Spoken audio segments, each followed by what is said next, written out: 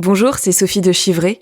Cela fait 1 an et demi que j'ai lancé Au revoir podcast et je vais avoir besoin de ton aide, de votre aide, pour aborder plus sereinement son avenir.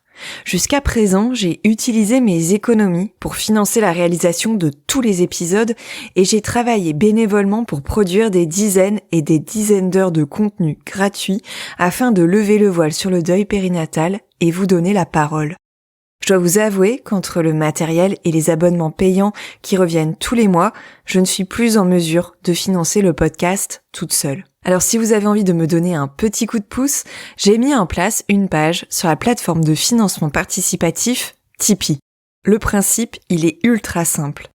Il suffit de se rendre sur la page du podcast Tipeee, tipeee.com/Au revoir podcast, je vous mets le lien dans la description de l'épisode, et de faire un petit don ponctuel à partir d'€1. Et si vous voulez soutenir le podcast autrement qu'en donnant de l'argent, il y a bien sûr d'autres possibilités.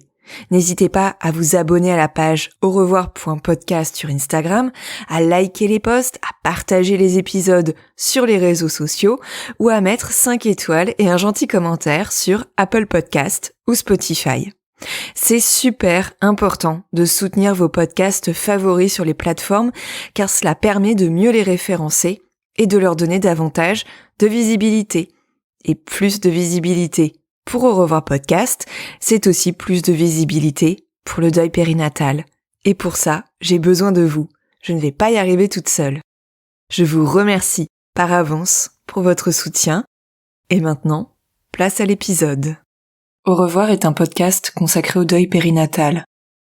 Le deuil périnatal, c'est le fait de perdre son bébé durant la grossesse ou quelque temps après sa naissance. Par conséquent, les épisodes de ce programme abordent des questions sensibles et douloureuses. Avec mes invités, nous parlerons notamment de fausses couches, d'interruption médicale de grossesse, de mort in utero ou encore de disparition d'un enfant de quelques jours ou quelques semaines. Assurez-vous de pouvoir écouter les épisodes dans de bonnes conditions. Et surtout n'oubliez pas, dans le mot deuil, il y a certes le D de décès, mais il y a aussi le E d'espoir ou le I qu'on retrouve dans le mot vie. Je vous souhaite une bonne écoute.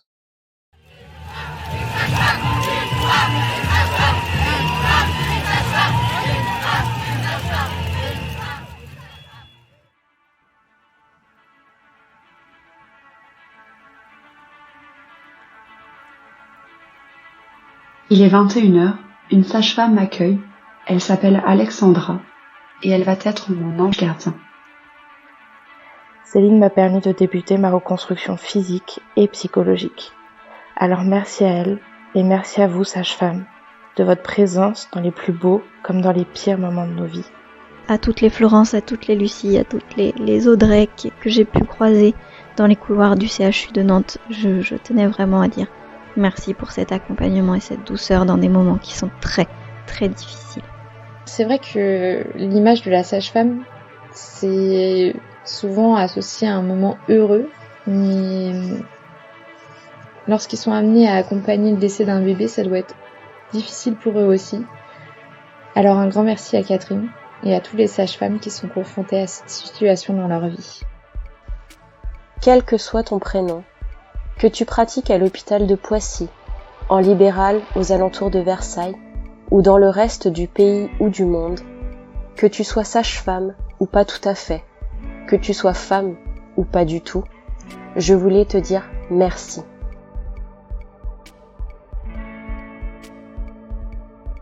Sage-femme. 2 mots pour désigner une profession qui suscite chez moi une admiration sans borne et un profond respect. Une profession à 97% féminine, mais une profession peu reconnue, peu soutenue, une profession pour laquelle les conditions de travail, notamment en milieu hospitalier, sont de plus en plus catastrophiques. Et pourtant, on en a besoin de ces femmes, de ces sages-femmes. On a besoin de leur connaissance, de leur savoir, de leur humanité, de leur temps. Dans une tribune portée par Anna Roy, elle-même sage-femme, et publiée dans le journal Le Point en février 2022, les mots sont clairs. Aujourd'hui, il est difficile, impossible de prendre soin correctement des femmes qui viennent en salle d'accouchement ou aux urgences gynécologiques et obstétricales. Comment faire son devoir lorsqu'on a trop de patientes, qu'il faut choisir entre la femme qui a besoin de sa péridurale, celle qu'il faut préparer à la césarienne, ou celle qui est en train de perdre l'enfant qu'elle porte. Prioriser les soins, d'accord, mais choisir entre des soins qui sont tous nécessaires et urgents, comment s'y résoudre? Une unique sage-femme pour 3 ou 4 accouchements simultanés, sans compter les urgences, cela relève du scandale. C'est un scandale, effectivement. Parce que les sages-femmes, elles se tuent à la tâche pour donner la vie, elles s'épuisent pour accompagner au mieux celles qui souffrent. Alors aujourd'hui, en ce 8 mars, journée internationale des droits des femmes, ce sont des sages-femmes dont j'ai envie de parler. Ces sages-femmes qui luttent pour leurs droits, ces sages-femmes qui luttent pour accompagner au mieux les femmes et qui sont depuis des mois et des mois en grève.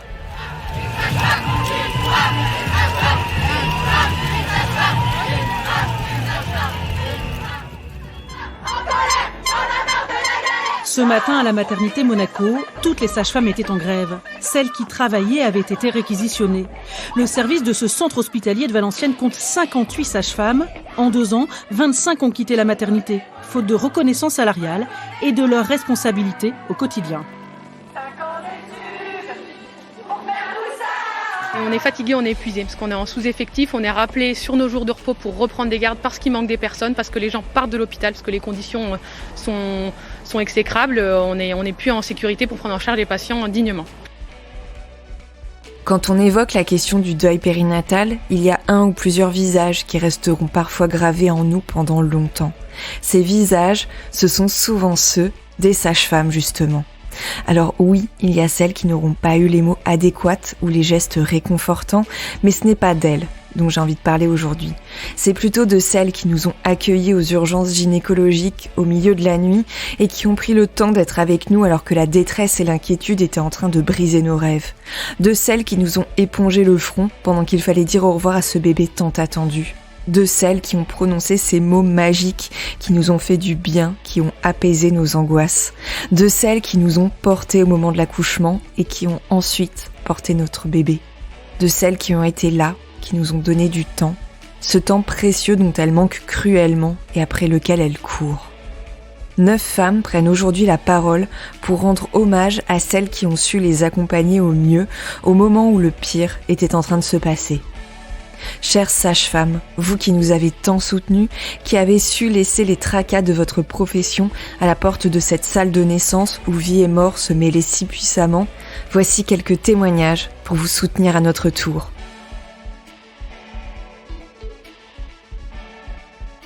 Au revoir podcast épisode 27.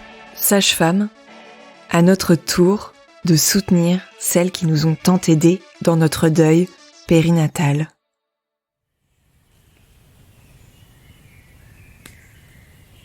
Ce 13 septembre, nous étions à l'hôpital intercommunal de Créteil. Carole est la maman de Camille, née sans vie en septembre 2020 suite à une interruption médicale de grossesse.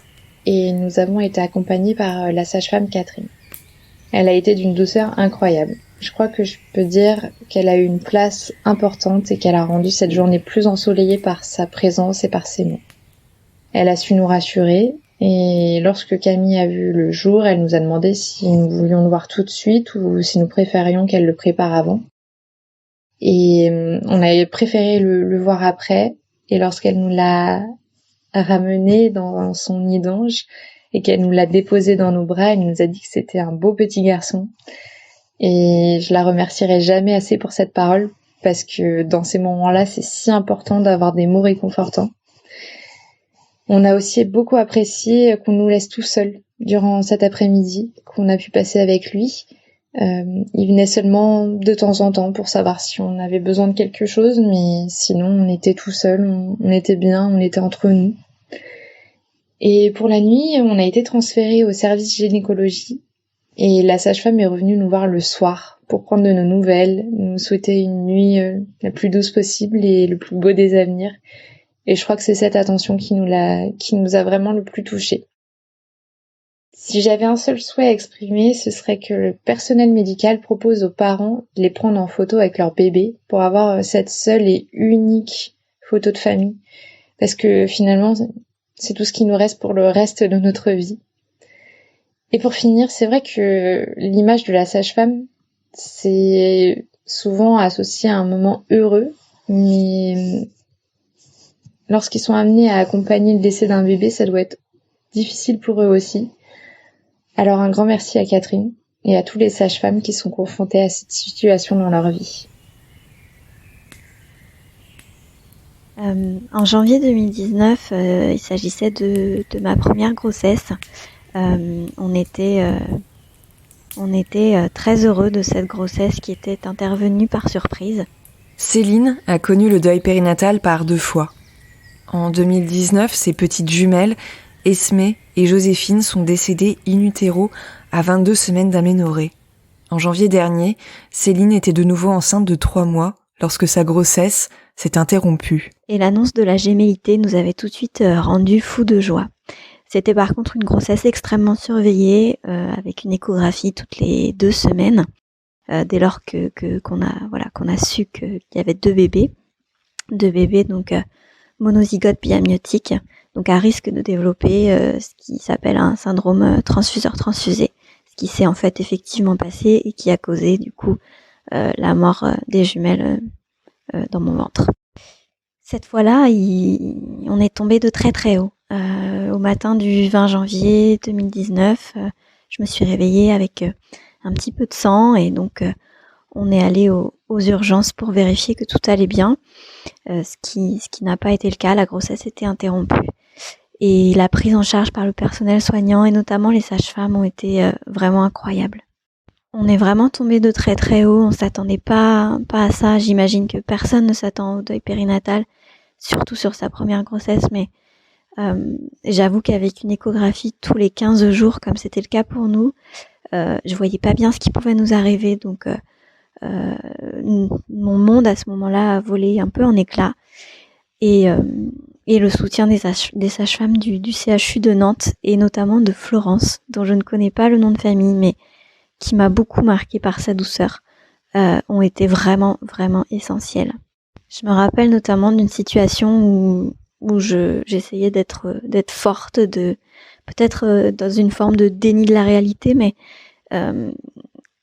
voilà, j'étais en salle d'accouchement du coup, puisque j'ai dû accoucher par voie basse, et Florence me réconfortait par des paroles bienveillantes et douces, et je me rappelle lui dire que c'était certainement pas la première fois qu'elle voyait ça et que ça devait arriver, c'était arrivé à d'autres gens avant nous et ça arriverait encore après nous.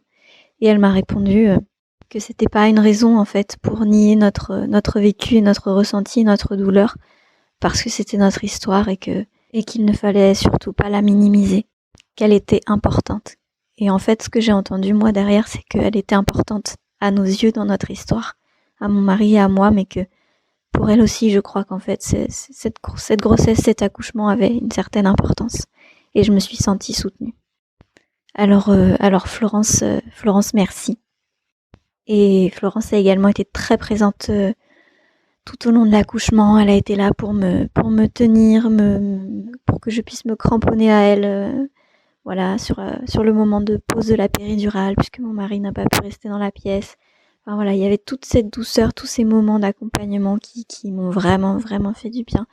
Et je dois dire que passer la stupeur initiale de Madame, il va falloir accoucher par voie basse, ça a été un très bel accouchement et j'en garde un très bon souvenir, malgré la fin qui n'était pas de l'ordre de celle que j'aurais pu espérer.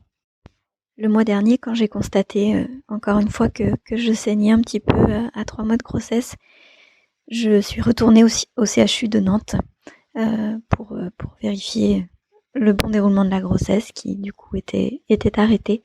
Et là encore, j'ai été prise en charge par une équipe de sages-femmes bien sûr, mais pas que, d'anesthésistes, d'aides-soignantes qui ont été vraiment formidables. Elle s'appelait Lucie, elle s'appelait je ne sais même plus, Audrey, je crois. En tout cas, ce que je veux dire, c'est à toutes les Florence, à toutes les Lucie, à toutes les Audrey que j'ai pu croiser dans les couloirs du CHU de Nantes. Je tenais vraiment à dire merci pour cet accompagnement et cette douceur dans des moments qui sont très, très difficiles. J'avais été suivie dans le cadre de ma première grossesse par le cabinet de sage-femme libérale de la clinique Rive-Gauche à Toulouse. L'accompagnement que j'avais eu dans le cadre de ma préparation à l'accouchement avait été tellement bienveillant que j'y suis naturellement retournée 1 an et demi plus tard pour ma 2e grossesse. Cependant, la grossesse que j'étais en train de vivre n'avait rien de la grossesse facile que j'avais eue pour mon aînée. La petite fille d'Emmanuela est décédée à quelques heures de vie en mai 2021. Cette seconde grossesse était rythmée par les échographies, les examens complémentaires, sans que les médecins arrivent à nous dire si notre fille était oui ou non en bonne santé. Lors de mon premier rendez-vous à la clinique, je retrouve avec bonheur Céline, ma sage-femme coup de cœur de ma première grossesse. Nous parlons de cette nouvelle grossesse et je me sens assez en confiance pour lui parler de tout, des examens, de l'absence de réponse, de mes peurs, et c'est la première fois que quelqu'un va me parler de moi et de l'importance de prendre soin de moi.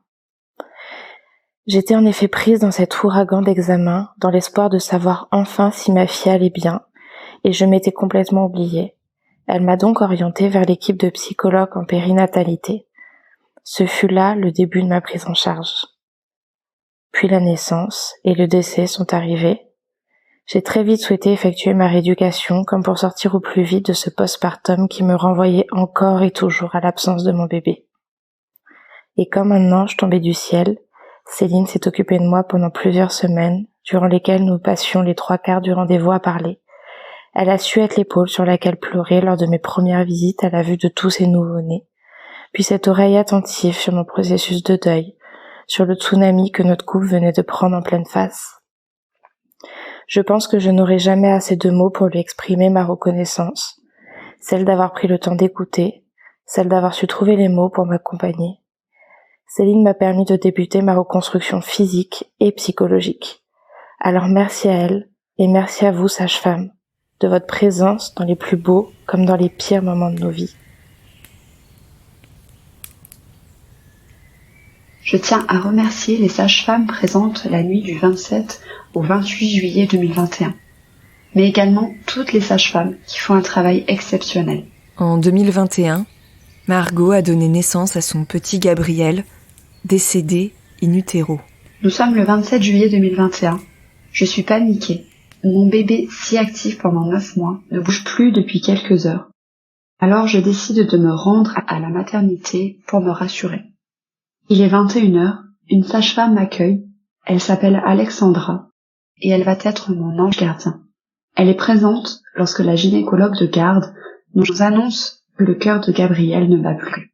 Lorsque mon mari s'écroule au sol sous le choc de l'annonce, elle est là, accroupie près de lui. Elle lui tient la main et vérifie qu'il ne se soit pas blessé. Elle prend soin de lui. Elle me caresse la main avec douceur alors que je lui répète que je suis incapable d'accoucher dans ces conditions. C'est au-dessus de mes forces. Elle est douce, bienveillante. Elle m'encourage et m'assure que je suis forte et que je vais y arriver. Elle prend soin de nous, car à partir de cet instant, mon mari et moi ne pensons plus à nous. Nous ne pensons qu'à lui, qu'à notre petite ange qui a rejoint les étoiles. La souffrance psychologique est déjà intense et elle le sait. Alors Alexandra va faire tout ce qu'elle peut pour m'éviter de souffrir davantage physiquement. Elle va jusqu'à convaincre mon anesthésiste de réaliser une 2e péridurale, la première n'ayant pas fonctionné. Elle me donne de la force, elle trouve toujours les mots justes, elle parle avec son cœur. À chaque étape de mon accouchement, elle est là et elle m'explique en détail ce qui nous attend, comme pour nous laisser le temps de digérer chaque information, nous laisser le temps d'accepter la réalité. Mes contractions s'intensifient. Je n'arrive plus à les gérer tant la douleur est puissante.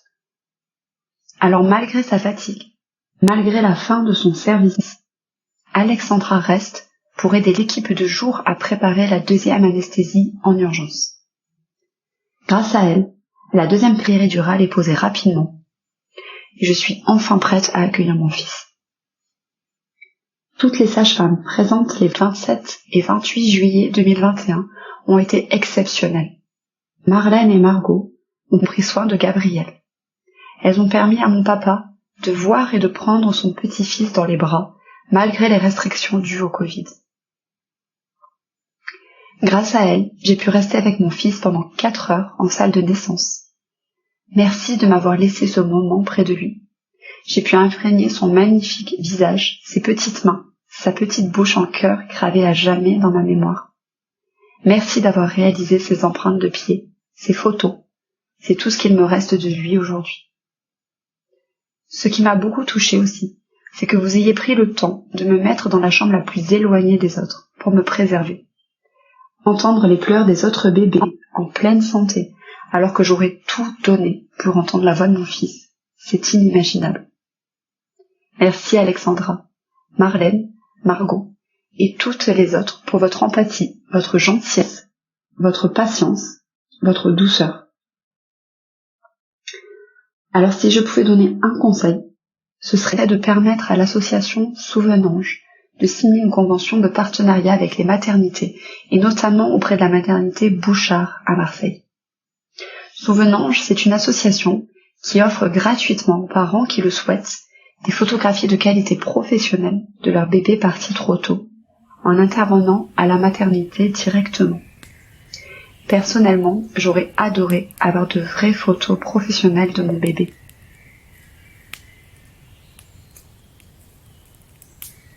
Aujourd'hui, j'aimerais rendre hommage aux sages-femmes en remerciant celles et ceux qui m'ont accompagnée dans la traversée de cette tourmente, par leur présence, leurs mots et leur empathie. Marie est la maman d'une petite fille, Charlie, née en 2019, et d'un petit Maxence, décédé au cours de l'accouchement en 2021. Je vais d'abord vous parler de Christelle, qui ce jour-là est la sage-femme en charge de mon accouchement.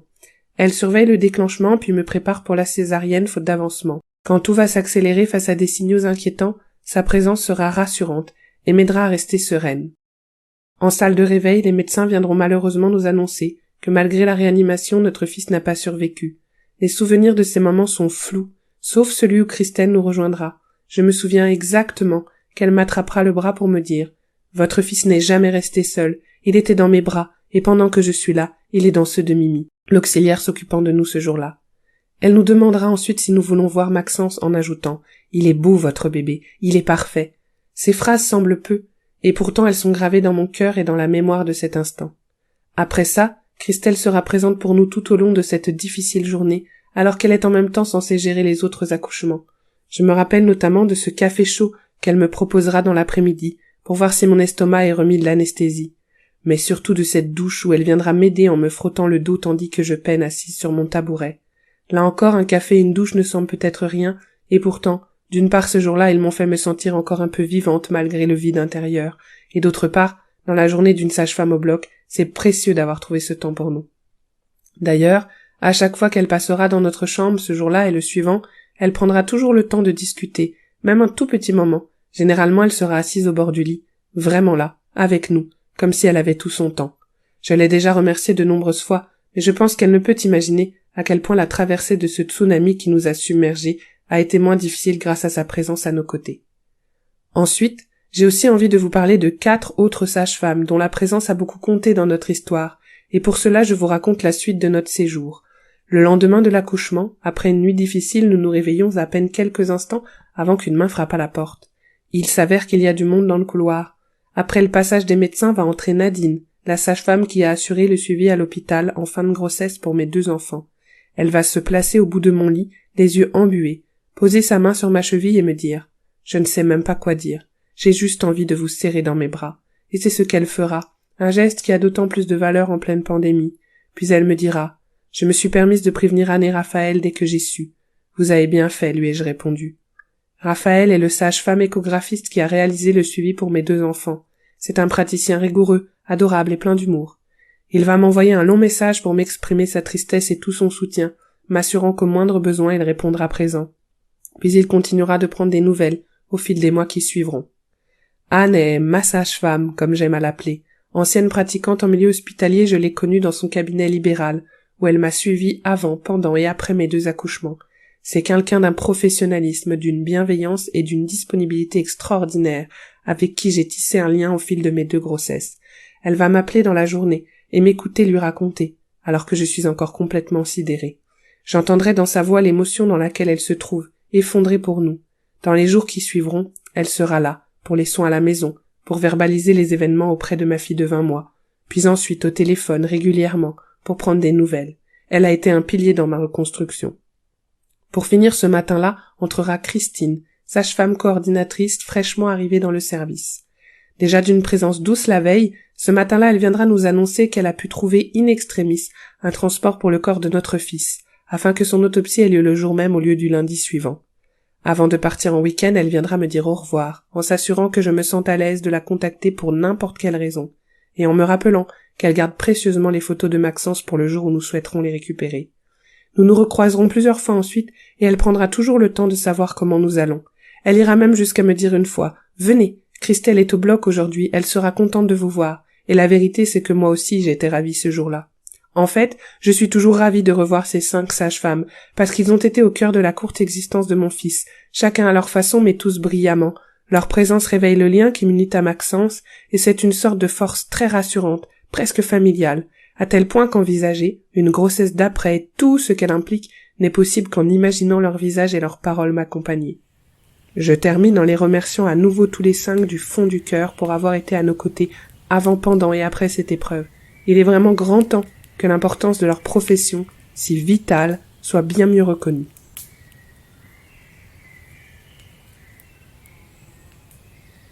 Après t'avoir rencontré lors d'un passage aux urgences, avec mon conjoint, nous rêvions de t'avoir pour mon accouchement.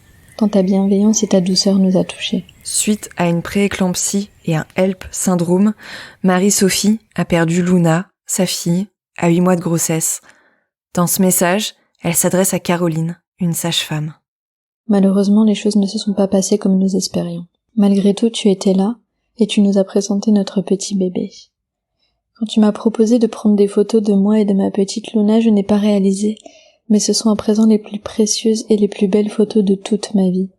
Merci pour cela, merci pour tes passages jour et nuit, merci pour ta douceur. Nous pensons souvent à toi et nous espérons te revoir un jour, et pleurer, mais cette fois, de joie. Les sages-femmes sont entrées dans nos vies lors de cette dernière grossesse et se sont avérées précieuses, voire indispensables à chaque étape. Avant, pendant et après l'interminable nuit que nous avons dû traverser. Nastasia a connu le deuil périnatal par 3 fois. Après 2 grossesses arrêtées, elle a connu l'épreuve de l'IMG en novembre 2021. Son petit garçon, Elio, est né sans vie à 31 semaines d'aménorrhée. À défaut d'être la boussole que chaque parent endeuillé égare le jour où tout bascule, nous les avons découvertes tel un groupe de lucioles dont la présence permet d'y voir, si ce n'est un peu plus clair, un peu moins sombre.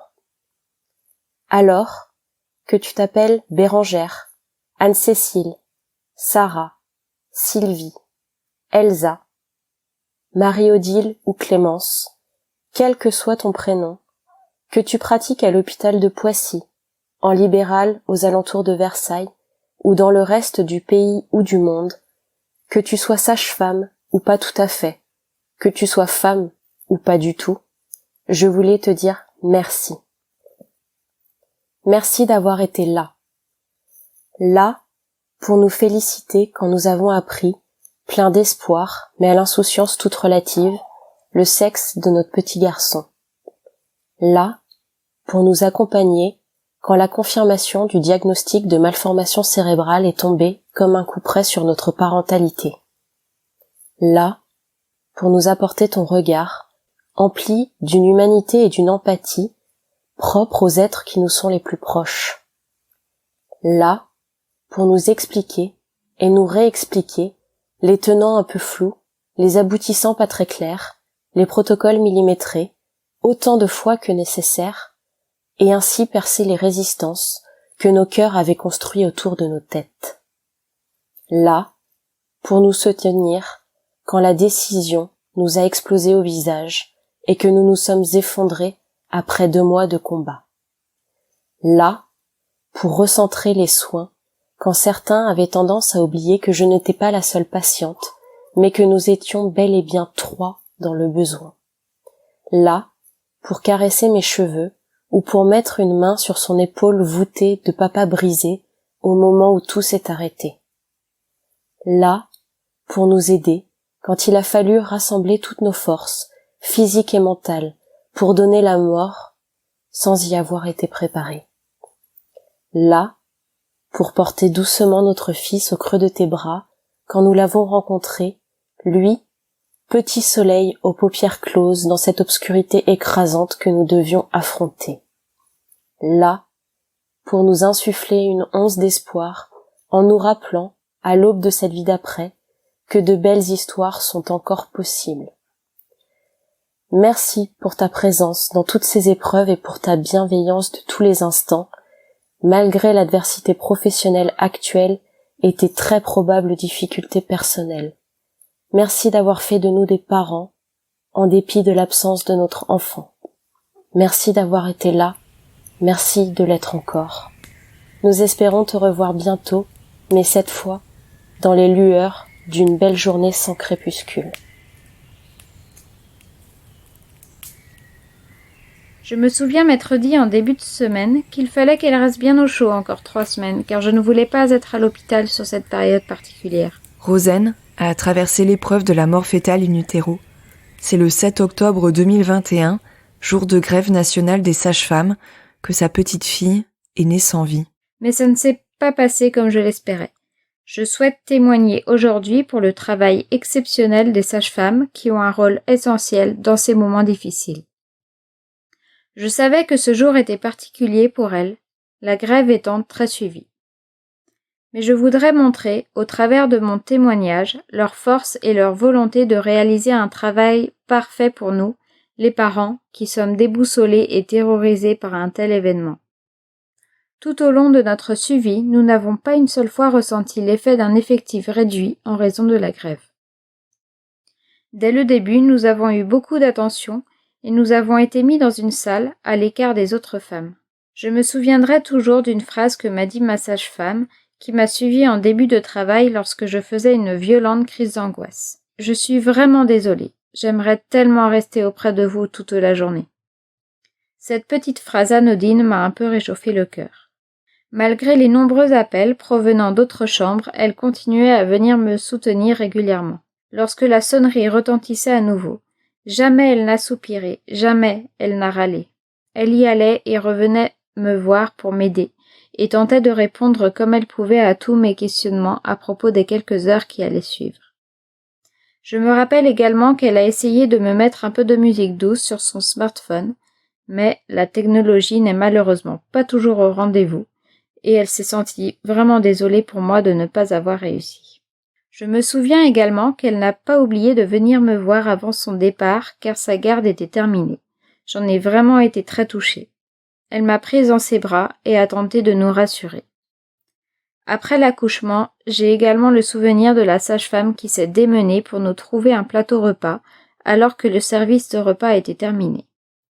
Elle y a mis tout son amour, avec même l'ajout d'un petit croissant qui, je pense, devait leur être destiné pour leur pause café. Pour que nous puissions essayer de fermer l'œil quelques minutes ou quelques heures, elle a également cherché un lit d'appoint pour mon conjoint qui avait passé une première nuit inconfortable sur un fauteuil.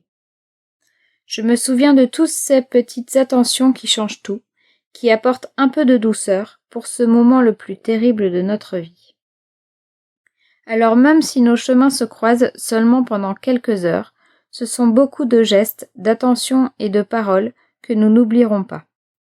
Leur travail dépasse le simple suivi de l'accouchement. Elles sont là pour tous les moments, qu'ils soient heureux ou non.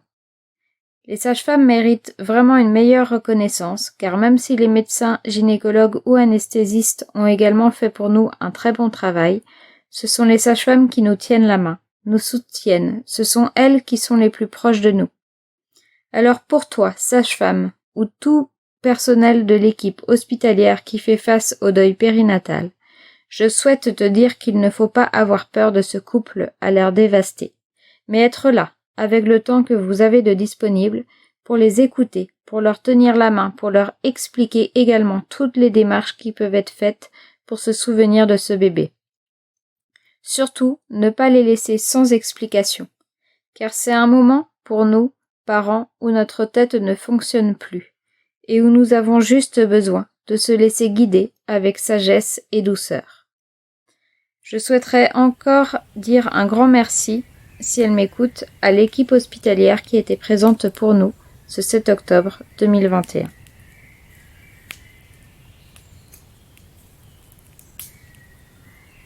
J'ai décidé de participer à cet épisode parce que je voulais rendre hommage et remercier encore une fois 2 merveilleuses femmes que la vie m'a fait rencontrer. Ces 2 merveilleuses femmes, c'est 2 sages-femmes qui étaient là à l'accouchement de ma fille. Sarah était enceinte de 39 semaines lorsque son bébé, une petite fille, est décédé in utero. C'était au printemps 2020. La première s'appelle Alison. Donc Alison, c'est la sage-femme qui a pratiqué mon accouchement. Elle a été vraiment merveilleuse. Elle aurait pas pu faire les choses mieux, je pense. Elle a été très très douce. Elle est restée du début à la fin de l'accouchement avec nous, très bienveillante, avec des mots doux au bord de l'oreille. Je me souviens quand on me posait la péridurale, elle me chuchotait des petits mots dans l'oreille pour essayer de m'apaiser. Bon, moi j'étais en train de pleurer. Je pense que ça m'a aidé à me concentrer sur l'accouchement, parce qu'on vit tellement un bouleversement immense que on a besoin de se raccrocher à quelque chose. Je voulais vraiment que cet accouchement soit pas parfait, mais je voulais faire les choses correctement, comme une maman accouche de son enfant. Et en fait, c'est la voix d'Alison qui m'a raccrochée. Et elle a été parfaite du début à la fin. Elle a respecté tout ce qu'on voulait. Elle nous a aidé à faire des choix. Elle nous a accompagnés vraiment dans la douceur et la bienveillance. Je l'ai revue aussi pendant mon séjour à la maternité. Et il y a eu quelque chose, un lien spécifique qui s'est créé entre nous, et je la remercierai jamais assez de ce qu'elle a fait pour nous. Et vraiment, elle pouvait pas mieux faire, et je suis vraiment contente qu'il y ait des professionnels comme elle qui puissent accompagner des parents qui perdent leur enfant. La deuxième sage-femme qui s'appelle Émilie, on a une histoire un petit peu particulière. Émilie, c'est elle qui a mis au monde mon premier enfant, mon fils. Donc c'est elle qui a participé à mon accouchement, et il s'est passé quelque chose pendant cet accouchement, je sais pas. Sa douceur et sa bienveillance m'ont marquée, et on a passé de très bons moments ensemble pendant l'accouchement de mon petit garçon. Et 2 ans après, quand je suis venue accoucher de ma fille sans vie, Émilie était à l'étage supérieur, elle s'occupait des suites de couches, et en fait Alison m'a demandé si ça me dérangeait qu'une autre sage-femme participe à l'accouchement. J'ai dit qu'il n'y avait pas de souci, ça me dérangeait pas, et en fait c'était Émilie. Émilie qui a eu mon nom, qui a su que j'étais en salle de naissance, et en fait elle est descendue, et elle voulait être présente dans ce moment avec nous. Je suis très émue d'en parler à chaque fois parce que je trouve ça merveilleux. Donc Émilie, qui a participé à la venue au monde de mon fils, a participé aussi à la venue au monde de ma fille qui était sans vie. Elle m'a tenu la main, elle m'a parlé pendant l'accouchement, elle est restée tout le long, elle s'est souvenue de nous, de notre premier accouchement, et elle a été extrêmement touchée. Je suis contente qu'elle ait été là quand on a vu notre fille, quand on a pu discuter, je l'ai vue pleurer avec nous quand on a amené notre petite fille pour la voir. Elles étaient toutes les deux avec nous, et Émilie a lâché une petite larme, et ça rend ce soignant humain. Et le fait qu'elle se souvienne de nous, ça m'a émue, ça m'a beaucoup touchée. On est encore en contact aujourd'hui, de temps en temps, on s'envoie des petites nouvelles, et j'aimerais qu'elle participe à la venue au monde de mes autres enfants. Pour moi, c'est une suite logique. Donc je participe ici pour remercier encore une fois Alison et Émilie, qui ont été vraiment notre voile de douceur dans cette terrible épreuve. Je pense que sans elle, ça aurait été encore plus difficile. Parce que l'accompagnement et le moment, c'est important. Et grâce à elle, on a pu avoir de jolis cadeaux, malgré l'épreuve. Donc merci à toutes ces sages-femmes qui s'occupent de nous, parents endeuillés, et qui y mettent toute la personne qu'elles sont.